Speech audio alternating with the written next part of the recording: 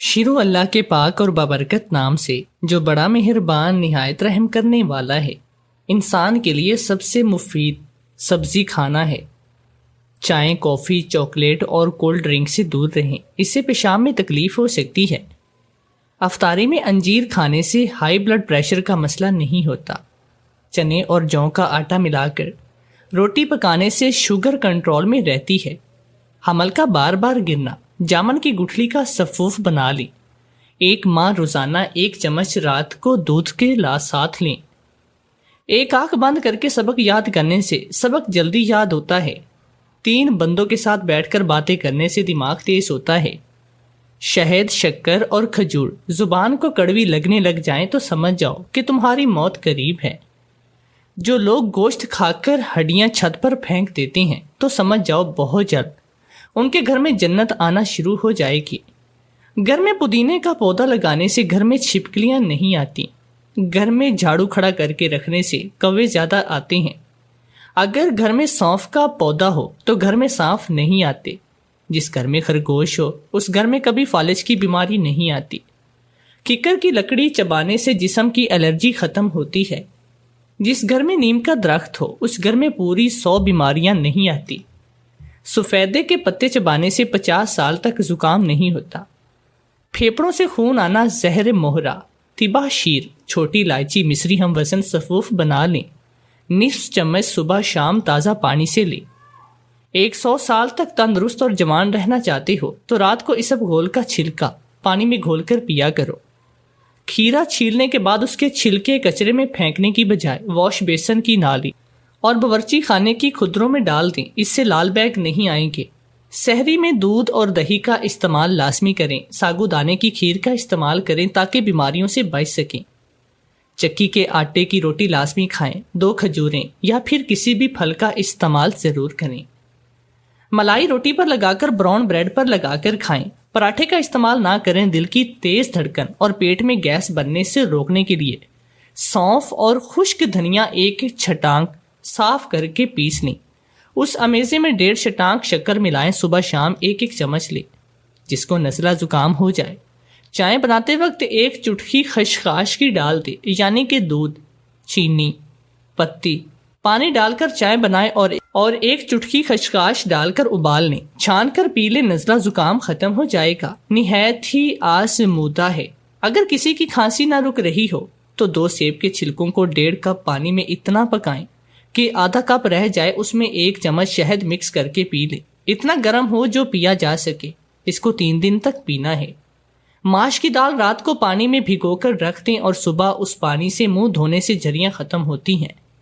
جوتا پہننے سے پہلے کبھی بھی پانی نہ پیا کرو، ورنہ جب تم جوتا پہننے کے لیے جھکو گے پانی سانس کی نالی میں آ سکتا ہے۔ نہانے سے قبل ناف میں زیتون کا تیل ہر حال میں لگایا کرو، جسم میں بدبو اور میل جلدی نہیں آئے گی۔ روٹی کھانے سے پہلے 1 عدد بڑی الائچی کھا لیا کرو، روٹی جلدی ہضم ہو جائے گی۔ کچے پھل کھانے سے قبل لیموں کا رس 1 قطرہ پی لو، کچا پھل کی وجہ سے پیٹ میں درد نہیں ہوگا۔ اگر گھر میں کوئی دمے کا مریض ہو تو زیتون کے تیل سے دیا جلا کر کمرے میں رکھو اور مریض کو لٹا دو، مریض بہتر ہونا شروع ہو جائے گا۔ نکسیر کے لیے انار کا پانی بطور نسوار استعمال کریں اور اس کے پھولوں کا پانی نچوڑ کر ڈال لیں، اس سے نکسیر بند ہو جائے گی۔ گھر میں رزق بڑھانے والے معمولی کام: روٹی کھانے سے پہلے بسم اللہ الرحمن الرحیم پڑھنا، پکانے کے بعد کلمہ مبارک پڑھنا اور اس سے ہاتھ دھونا، رات کو تمام برتنوں کو الٹا کر کے رکھنا، اللہ تعالیٰ کے لیے لوگوں کی سختی کو برداشت کرنا، صبح دیر تک سوئے رہنے سے پرہیز کرنا، صبح کی نماز کے بعد سونے سے پرہیز کرنا، مکھی پانی پی رہی ہو تو اڑانے سے پرہیز کرنا، اذان سنتے ہی خاموشی اختیار کر لینا، ہر نماز کے بعد اللہ سے دعا کرنا، ہر نماز کے بعد استغفار پڑھتے رہنا۔ اگر گردوں کی بیماری کا مسئلہ ہو تو رات کے کھانے سے پہلے 21 کالی مرچوں کا قہوہ بنا کر پینے سے گردوں کی بیماریاں ختم ہو جاتی ہیں۔ صبح سحری میں رات کی باسی روٹی دہی کے ساتھ کھائیں، اس سے دن بھر پیاس نہیں ستائے گی اور روزے کی حالت میں کمزوری محسوس نہیں ہوگی۔ شکر کے شربت میں سونف ملا کر پینے سے قبض دور ہو جاتی ہے۔ بد ہضمی کو دور کرنے کے لیے 1 چمچ پودینے کا رس لے کر برابر مقدار میں شہد اور لیموں کا رس ملا کر پی لیں، بد ہضمی دور ہو جائے گی۔ اگر نیند نہیں آتی ہو تو پکے ہوئے کیلے پر زیرہ لگا کر کھانے سے نیند جلدی آئے گی۔ تلسی کے پتوں کا رس نکال لیں اور رات کو سونے سے پہلے جسم پر مل لیں، مچھر آپ کے قریب بھی نہیں بھٹکیں گے۔ گوند کے تیرا صبح کے وقت انگلی کے ایک پور جتنا ٹکڑا پیس لیں اور آدھا گلاس پانی میں بھگو دیں۔ شام کے وقت کسی برتن میں ڈال کر اس میں آدھا کلو دودھ اور حسب ذائقہ میٹھا ڈال کر پی لیں۔ سحری کے وقت 3 کھجوریں لیں اور ایک کھجور منہ میں ڈال کر ایک گھونٹ پانی کا منہ میں رکھیں اور کھجور کو پانی کے ساتھ اچھی طرح سے چبائیں۔ کچھ دیر کے بعد اس کھجور کو پانی سمیت نگل لیں۔ اس طرح دوسری اور تیسری کھجور کو بھی کھائیں، سارا دن سکون سے رہیں گے۔ بہت ہی لاجواب ٹوٹکا ہے۔ رمضان میں افطاری کے بعد سونے کی عادت اس لیے زیادہ نقصان دہ ثابت ہوتی ہے کیونکہ ہمارے جسم کو کھانا بہت دیر بعد ملتا ہے۔ دوسرا یہ کہ اس کھانے میں فرائیڈ چیزوں کا استعمال کافی زیادہ ہوتا ہے۔ اس عادت سے وزن میں اضافہ اور دل کی بیماریوں کا سامنا کرنا پڑ سکتا ہے۔ افطاری کے بعد نماز پڑھ کر 20 منٹ تک واک کریں اور پھر سوئیں۔ حضرت علی نے فرمایا، محتاجی اور غربت 7 چیزوں سے آتی ہے: جلدی جلدی نماز پڑھنے سے، کھڑے ہو کر پانی پینے سے، منہ سے چراغ بجھانے سے، آستین یا دامن سے منہ صاف کرنے سے، عصر کے بعد گھر میں جھاڑو دینے سے، دانتوں سے ناخن توڑنے سے، فجر کی نماز کے بعد فوراً سونے سے۔ ہاتھ اور پاؤں کی گرمی میں مفید ہے، افطاری میں یہ مشروب استعمال کریں۔ سحری میں دہی کھائیں۔ دہی سحری میں کھانے سے سارا دن پیاس نہیں لگتی۔ دہی کھانے سے بھوک کی شدت میں کمی آتی ہے۔ دہی کولیسٹرول کم کرتا ہے، وزن کم کرتا ہے۔ دہی مدافعتی نظام کو بہتر بناتا ہے۔ دہی میں کیلشیم، پروٹین، رائبوفلیون اور وٹامن بی ہوتا ہے۔ دہی دودھ سے 20% زیادہ پروٹین فراہم کرتا ہے۔ دہی کو اینٹی بایوٹک کا ذخیرہ بھی کہا جاتا ہے۔ کم عمری میں گردوں کو تباہ کرنے والی 8 عادات: پانی زیادہ نہ پینا، نیند پوری نہ کرنا، میٹھے کا زیادہ استعمال، نمک کا زیادہ استعمال، گوشت کا زیادہ استعمال، پیشاب کو روکے رکھنا، منرلز اور وٹامنز کی کمی، نشہ آور چیزوں کا استعمال، معدے میں کینسر کی 8 علامات: پیٹ کا زیادہ پھولنا، بہت زیادہ ڈکار آنا، معدے میں اکثر درد رہنا، کمر سائڈ پر شدید درد ہونا، فضلے میں خون آنا، معدہ اکثر خراب رہنا، بہت ہی زیادہ قبض رہنا۔ تو آئیے دوستو، اب ہم بڑھتے ہیں آج کی سبق آموز کہانی کی جانب۔ ماں گھر کا سودا لینے گئی تو کسی نے ہمارے گھر آ کر میری بہن کی عزت لوٹ لی۔ میری بہن پاگل تھی، اسے کچھ بھی پتا نہیں تھا۔ 9 ماہ کے بعد بہن کا بچہ میں نے گود لے لیا۔ اب میں روز اس آدمی کو بد دعا دیتی، خدا کا اس پر عذاب آئے جس نے میری بہن کے ساتھ زیادتی کی ہے۔ میری بات پر میری ساس کا رنگ اڑ جاتا اور وہ بھاگ کر کمرے میں بند ہو جاتی۔ ایک روز تو سر پر آسمان ٹوٹ پڑا جب میری ساس، اگر ہمارے لیے کوئی آزمائش اور کوئی انہونی لکھ دی گئی ہو تو پھر چاہے ہم کتنی ہی مضبوط 4 دیواری میں بیٹھے ہوں، ہم پھر بھی اس سے محفوظ نہیں رہتے۔ وہ انہونی اور وہ آزمائش ساری دیواریں توڑ کر ہم تک پہنچتی ہے اور ہم حیران کھڑے دیکھتے رہ جاتے ہیں۔ ہمارے ساتھ بھی ایسا ہی کچھ ہوا تھا۔ ہم 2 بہنیں تھیں، میرے اور میری بڑی بہن کے علاوہ ہمارے ماں باپ کی اور کوئی اولاد بھی نہ تھی۔ میں ان کی چھوٹی بیٹی تھی۔ میری دوسری بہن جو مجھ سے بڑی تھی، خدا ہی جانے کہ اسے کیا منظور تھا اور اس سب میں اس کی کیا حکمت تھی کہ میری بڑی بہن مکمل وجود رکھتے ہوئے بھی مکمل نہ تھی بلکہ ادھوری تھی۔ اللہ نے بہترین شکل و صورت اور مناسب جسم دیا تھا، بے حد خوبصورت تھی، لیکن یہ پیاری پیاری سی شکل و صورت اور یہ اتنا حسین جسم، غرض اس کی ساری خوبصورتی اس کے کسی کام کی نہ تھی کیونکہ وہ ذہنی طور پر معذور تھی۔ عام انسانوں کی طرح نہ تو وہ کچھ سمجھتی تھی، نہ ہی کچھ سوچنے کے قابل تھی۔ اس بات میں شک نہیں کہ وہ میرے والدین، خصوصاً میری امی کے لیے ایک کڑی آزمائش تھی، اور جب میں اپنی بہن کو دیکھتی مجھے اپنے رب کا یہی فرمان یاد آتا کہ بے شک تمہارے مال اور تمہاری اولاد تمہارے لیے آزمائش ہے، اور یقیناً میرے ماں باپ کی آزمائش کے لیے میری بڑی بہن کو چنا گیا تھا۔ مجھے اپنی اس معذور بہن سے بہت محبت تھی۔ مجھ سے جتنا ممکن ہو سکتا تھا اس کا میں خیال رکھتی، اس کو توجہ دیتی۔ میری یہ بہن بھی میرے ساتھ بہت ہی مانوس تھی، مجھے دیکھتے ہی خوشی کا اظہار کرتی، تالی پیٹتی اور اچھلنے لگتی تھی۔ یہ اچھی بات تھی کہ میری بہن سب گھر والوں کے چہرے پہچانتی تھی اور ان کے نام بھی ٹوٹے پھوٹے بول دیتی۔ ماں کو اماں اور ابا کو ابا ہی بولتی تھی۔ میرا نام تانیہ ہے اور مجھے صرف نی بلاتی تھی۔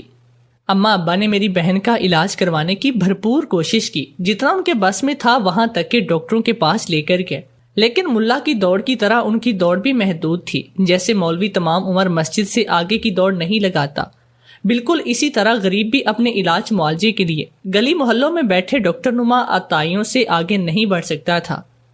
ایسے میں علاج بھی محدود ہی ہے. جو خود کچھ نہ جانتا ہو وہ مریض کو شفا کیا بانٹے گا. بس اب یہی کہہ کر بھیج دیتے کہ پیدائشی معذور ہے، اس کا علاج ممکن نہیں، اور 7 بند پڑیاں پھکیوں اور نیلے پیلے شربتوں کی دے دیتے. میری ماں کا ان دواؤں پر اعتقاد بڑا پکا تھا، شاید اس لیے کہ اس کے پاس یہی ایک واحد راستہ تھا. اس لیے ماں فرض نماز کی طرح سے میری روتی چلاتی بہن کے حلق میں زبردستی وہ پھکیاں اور نیلے پیلے شربت انڈیل دیتی. معذور بہن کا تو کچھ نہیں ہو سکتا، لیکن میرے لیے اماں نے بہت کچھ رشتے دیکھنے شروع کر دیے تھے. بس ادھر میرا قدم 16ویں سن میں پڑا، ادھر رشتے دیکھنے والی مائی کو اماں نے پکڑ لیا. رشتے والی مائی تو رشتہ اپنی جھولی میں لے کر بیٹھی تھی. اس نے فوراً ہی ایک گھر دکھایا اور گھر بھی پڑوس کا. بہن جس طرح انسان رشتے داروں میں رشتے کرتا ہے ویسے ہی ہمسایوں میں بھی کر سکتا ہے. یہ حلیمہ نے بھی مجھے کل ہی کہا تھا، اپنے بیٹے کے لیے تم کہو تو یہی بات چلاؤں. گھر بار اور لڑکا سب دیکھا بھالا ہے، نظر کے سامنے کی بات ہے. رشتے کرانے والی مائی نے اماں کو بڑی سیدھی راہ دکھائی تھی. بات اماں کے دل کو لگی تھی. ماں کہنے لگی، تانیہ کے ابا سے بھی مشورہ کر لوں، پھر کل صبح حتمی بات بتاؤں گی، لیکن اگر میرا خیال پوچھتی ہو تو بات میرے دل کو لگی ہے. مائی کل آنے کا کہہ کر چلی گئی اور اماں نے رات کو ابا کے گھر آتے ہی بات ابا کے کان میں بھی ڈال دی. ابا کو بھلا کوئی اعتراض کیوں ہوتا؟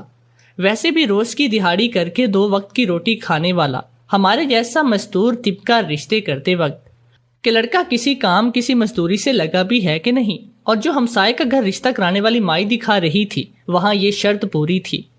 کچے صحن اور 2 کمروں کے ساتھ گھر بھی اپنا تھا. لڑکا ماں باپ کی اکلوتی اولاد تھا. بس پورے گھر کے 3 لوگ تھے، 1 لڑکا اور 2 اس کے ماں باپ. ابا کی رضامندی سننے کے بعد رشتہ کرانے والی مائی نے جھٹ پٹ کام کیا اور دستور کی چند رسموں کے بعد میں بیاہ کر دیوار کے دوسری پار آ گئی. میری بارات جب مجھے رخصت کروا کر واپس مڑ رہی تھی تب میری معذور بہن نے آنکھ سے اجل ہونے تک بارات کو پتھر مارے اور رو رو کر نینی پکارتی رہی. میرا دل کٹ کر رہ گیا. ماں باپ کا گھر چھوڑنے کا مرحلہ تو ویسے بھی بڑا جاں گسل ہوتا ہے. ایسے میں میری معذور بہن نے مجھے کچھ اور ہی رنجیدہ کر دیا تھا، اور پھر میں نے یہ سوچ کر دل کو تسلی دی کہ کوئی بات نہیں، بس یہ دیوار کے پار ہی تو میکا ہے. جب جی چاہے گا چل پڑوں گی اور جب دل کہے گا بہن کو اپنے گھر لاؤں گی. اور واقعی میں ایسا ہی ہوا تھا. میری ساس سسر اور میرا شوہر سبھی بہت اچھے تھے. میرے میکے آنے جانے پر کوئی روک ٹوک نہیں کرتے تھے اور نہ ہی میری معذور بہن کو دیکھ کر منہ بناتے، نہ ہی کسی قسم کے تانے مارتے. میں بھی خوش تھی اور اماں ابا بھی خوش تھے کہ اب اگر انہیں کہیں آنا جانا پڑتا ہے تو بے فکر ہو کر میری معذور بہن کو میرے گھر چھوڑ جاتے ہیں. میری معذور بہن ویسے تو میرے ساتھ خوش رہتی، اب تو وہ میری ساس اور میرے شوہر کو بھی پہچاننے لگی تھی. ٹوٹے پھوٹے الفاظ میں ان کے نام بھی پکار لیتی تھی، لیکن معلوم نہیں کیوں مگر میری معذور بہن میرے سسر کو دیکھتے ہی چلانا شروع کر دیتی. کبھی میرے پیچھے چھپ جاتی اور کبھی گھر سے باہر ہی بھاگ جاتی. میں نے اس بات کو اتنی اہمیت نہیں دی کیونکہ میری بہن اکثر ہی بڑے بوڑھوں کو دیکھ کر ایسے ہی کرتی تھی اور میرا سسر لاٹھی کے سہارے سے چلتا. ویسے وہ ٹانگوں سے معذور تو نہیں تھا، لیکن بس ساری عمر جانور ہی ہانکے تھے، تو اب چھڑی پکڑنا جیسے ان کی عادت بن گئی اور وہ خود کو اس کے بغیر ادھورا ادھورا سا محسوس کرتا، اس لیے چلتے پھرتے لاٹھی ٹیکے رکھتا تھا. اور میری معذور بہن شاید اس چھڑی کی وجہ سے میرے سسر سے خوف کھاتی تھی، لیکن ایسا ہرگز بھی نہیں تھا. میں نے سن رکھا تھا کہ اللہ تعالیٰ اگر انسان کو ایک چیز سے محروم رکھتے ہیں تو اسے اس کے متبادل اپنی دوسری ایسی نعمت سے ضرور نوازتے ہیں جو اس کی مددگار ہوتی ہے، اس کی محافظ ہوتی ہے. میری معذور بہن کو بھی اگرچہ اللہ تعالیٰ نے عقل اور ذہن نہیں دیا لیکن اسے ایک حص ضرور دی. لیکن وہ خود تو ذہنی معذور تھی، اس بات کا اسے شعور نہیں تھا. ہم عقل والے بھی اس بات کو محسوس نہیں کر سکتے، خدا کی اس مسہلت کو نہیں سمجھ سکتے، اور ہمارے پاس صرف پچھتاوا ہی رہ گیا. صرف ایک کاش تھا جو بیچارہ رہ گیا. زندگی بڑی اچھی گزر رہی تھی. میرا شوہر بہت ہی ذمہ دار تھا، کام چھوڑ کر کبھی بھی گھر نہیں بیٹھتا. میرا سسر تو فارغ ہی پھرتا اور ویسے بھی میرا شوہر ہر روز اچھی دہاڑی لگاتا. اب تو بوڑھی عمر میں میرے سسر کو کام کرنے کی ضرورت بھی نہ تھی. میری ساس دائی تھی اور یہ بات مجھے شادی کے بعد ہی پتہ چلی تھی، جب اپنے محلے اور دوسرے آس پڑوس سے اسے عورتیں وقتاً فوقتاً بلانے کے لیے آتی تھی. جب بھی کسی کے ہاں بچے کی پیدائش کے دن نزدیک ہوتے یا ویسے کسی عورت کو کوئی پوشیدہ تکلیف ہوتی تو عورتیں میری ساس کو بلا کر لے جاتی۔ اس طرح سے میری ساس بھی اچھا کماتی تھی اور ہمارے گھر میں خوشحالی تھی۔ اسی خوشحالی کے باعث تو انسان اچھا کھاتا پیتا ہے اور اسی کے باعث اچھا پہننا، اچھا اوڑھنا بھی نصیب ہوتا ہے۔ موسم بدل رہا تھا، دن بدن گرمی بڑھ رہی تھی اور میرے پاس سارے کپڑے میری شادی والے ہی تھے، چمکیلے اور بھڑکیلے سے ریشمی جوڑے، اور یہ ریشمی کپڑے پہن کر چولہے کا کام کرنا عذاب ہوتا جا رہا تھا۔ کچھ دنوں سے دہاڑی اچھی لگنے لگی۔ میرے شوہر کی جیب میں 4 آنے سے بھی زیادہ تھے۔ موقع اچھا ہی تھا، میں نے اپنے شوہر سے 1-2 لون کے جوڑے لینے کی فرمائش کر دی اور اس نے مجھے پیسے کچھ پکڑا دیے اور کہنے لگا، میں تو دہاڑی ضائع نہیں کر سکتا، تو اماں کے ساتھ بازار چلی جانا اور 1-2 جوڑے لے لینا۔ میں نے ناشتے اور گھر کے دوسرے روٹین کے کام ختم کیے اور اپنی ساس سے کہا کہ میرے ساتھ بازار چلے۔ میری ساس میرے ساتھ چلنے کو فوراً تیار ہو گئی اور ابھی ہم دونوں ساس بہو چادریں لے رہی تھی کہ اماں اور ابا چلے آئے۔ ساتھ کے گاؤں میں ابا کا چچا فوت ہو گیا اور انہیں جنازے پر پہنچنا تھا۔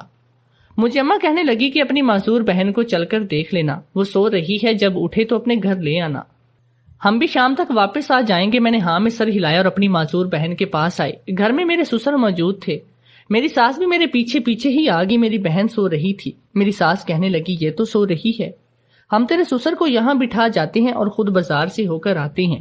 ہم نے کون سا فیکٹریاں خریدنی ہیں جو زیادہ وقت لگے گا، 1-2 جوڑے ہی تو لینے ہیں، بس آدھا گھنٹہ لگے گا اور ہم واپس آ جائیں گے۔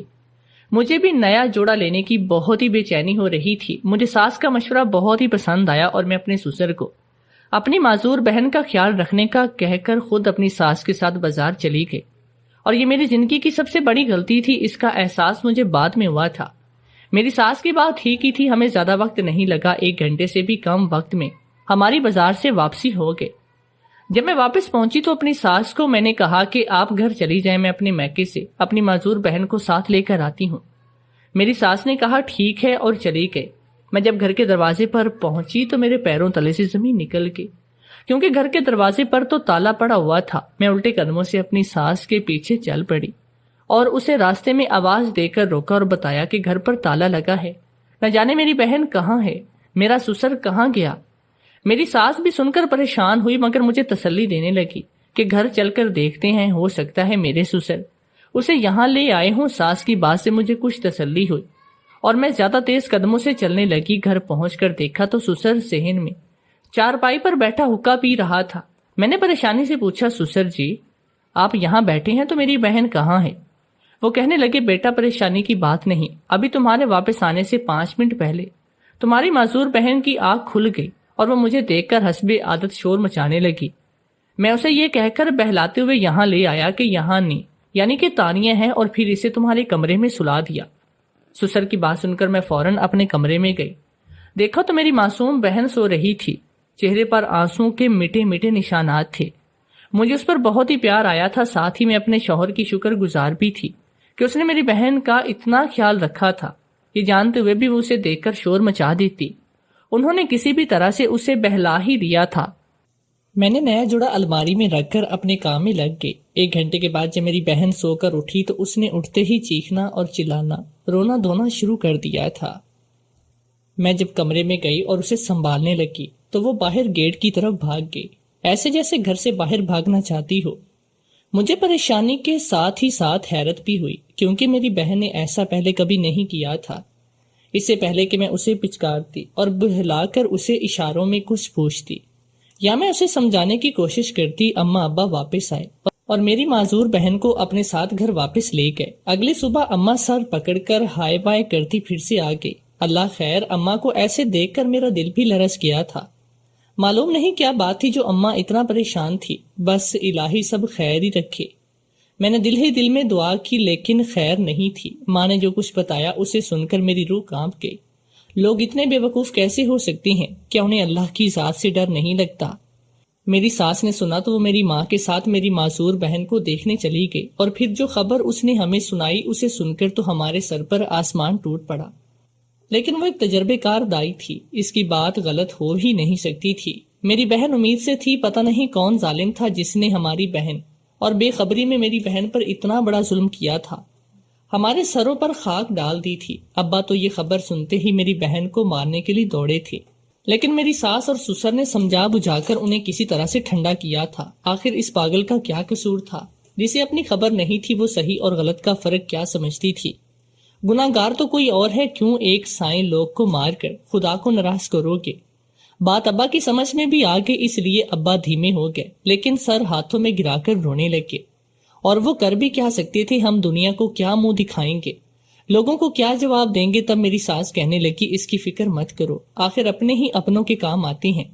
اور میری ساس میری بہن کو اپنے گھر لے آئی، اور دائی تھی میری بہن کا خیال رکھتی تھی اور اس کو بہلا کر بھی رکھتی تھی۔ اسے بہت ہی مشقت کرنا پڑتی تھی، اور وہ یہ مشقت بھی کر رہی تھی کہ میری بہن کے سامنے میرے سسر کو نہ آنے دیتی۔ میں اور میرے گھر والے ہم دل سے میری ساس کے شکر گزار بھی تھے۔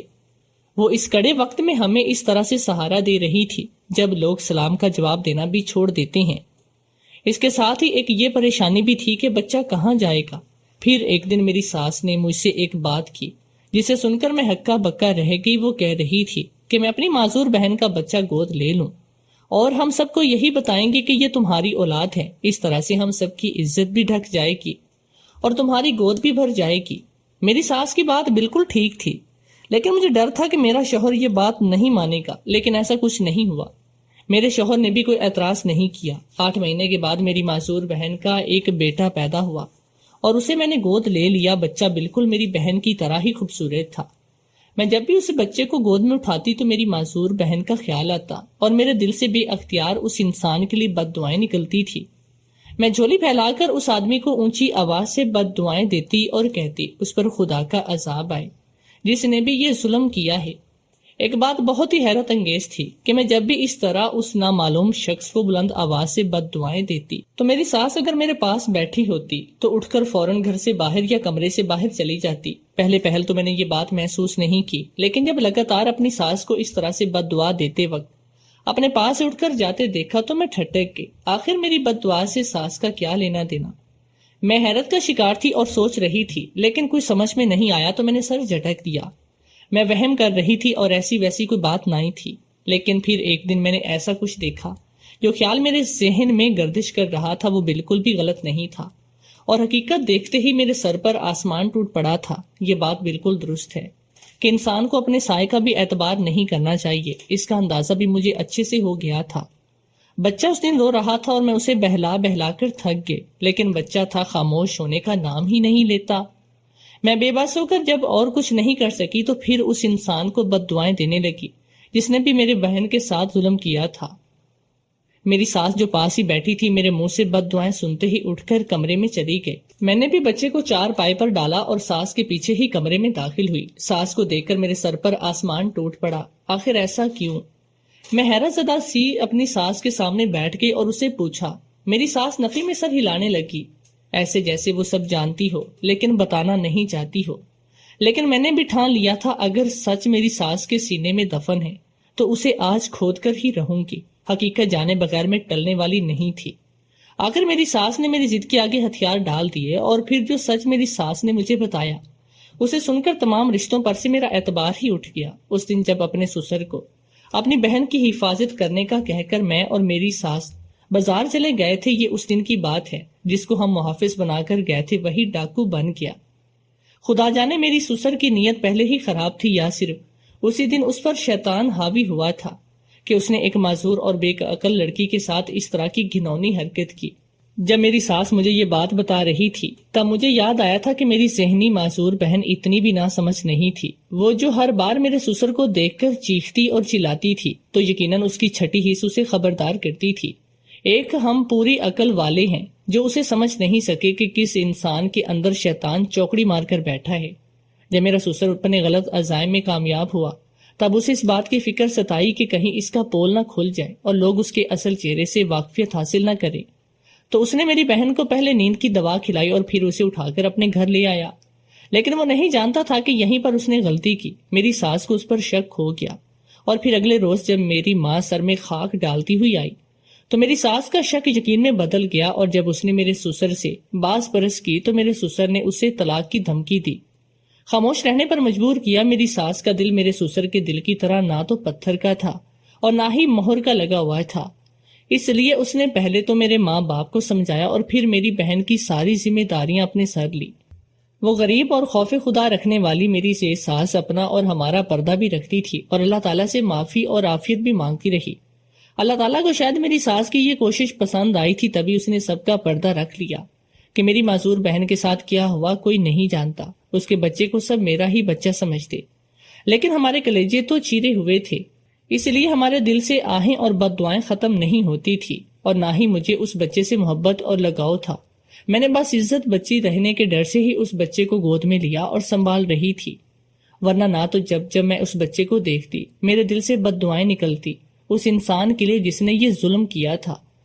اور ہم اس قدر مجبور ہو گئے تھے، میری ساس تو اصل حقیقت جانتی تھی، اسے بد دعائیں دیتی، اسے خوف زدہ کرتی، اور وہ فوراً کمرے میں جا کر جائے نماز پڑھتی اور رو رو کر اللہ سے التجا کرتی کہ وہ معاف کر دے اور میری بد دعائیں قبول نہ کرے۔ اس دن بھی جب وہ میری ساس دعا مانگ رہی تھی تو میں نے سن لیا تھا، میرے اوپر ساری حقیقت کھل گئی۔ کیسی عجیب مخلوق تھی اللہ کی، ایک گناہ کر رہا ہے جبکہ ایک دوسرا گناہ نہ ہونے کے باوجود بھی اس پر معافی اور رحم طلب کر رہا تھا۔ لیکن بیجا ظلم کا انصاف بالآخر ہو کر ہی رہتا ہے۔ میرا رب کبیرہ گناہوں کی سزا ضرور دیتا ہے، ظلم کبھی معاف نہیں ہوتا۔ بے شک میری ساس کی کوئی غلطی نہ تھی، لیکن میری ساس کو دھڑکا لگا رہتا کہ کہیں اس ظلم کے بدلے میں اس کا پورا گھر تباہ نہ ہو جائے، اس کا اکلوتا بیٹا کسی سانے میں ہی نہ پھنس جائے۔ اس لیے وہ اللہ تعالیٰ سے رو رو کر دعائیں کرتی، لیکن میری رب کی ذات بے انصاف ہرگز نہیں، وہ ظلم نہیں کرتا، اور گنہگار تو میرا سسر تھا، اس لیے سزا بھی اسے ملنی تھی، اور وہ سزا اسے مل گئی جب ایک رات اسے اچانک سوتے ہی اسے فالج کا شدید جھٹکا ہوا اور وہ مفلوج ہو کر رہ گیا۔ چلنا پھرنا حرکت کرنا اللہ کی ہی نعمت تھی، اور جب میرے سسر نے اس کا نیک استعمال نہیں کیا تو اللہ نے اسے اس نعمت سے محروم کر دیا۔ میں نے بھی اپنی ساس کی طرح حقیقت کو راز ہی رکھا تھا۔ کیا یہ میرا فیصلہ درست تھا، یا مجھے اپنے ماں باپ اور اپنے شوہر کو اپنے سسر کی سچائی بتانی چاہیے تھی؟ آپ کا کیا خیال ہے اس بارے میں؟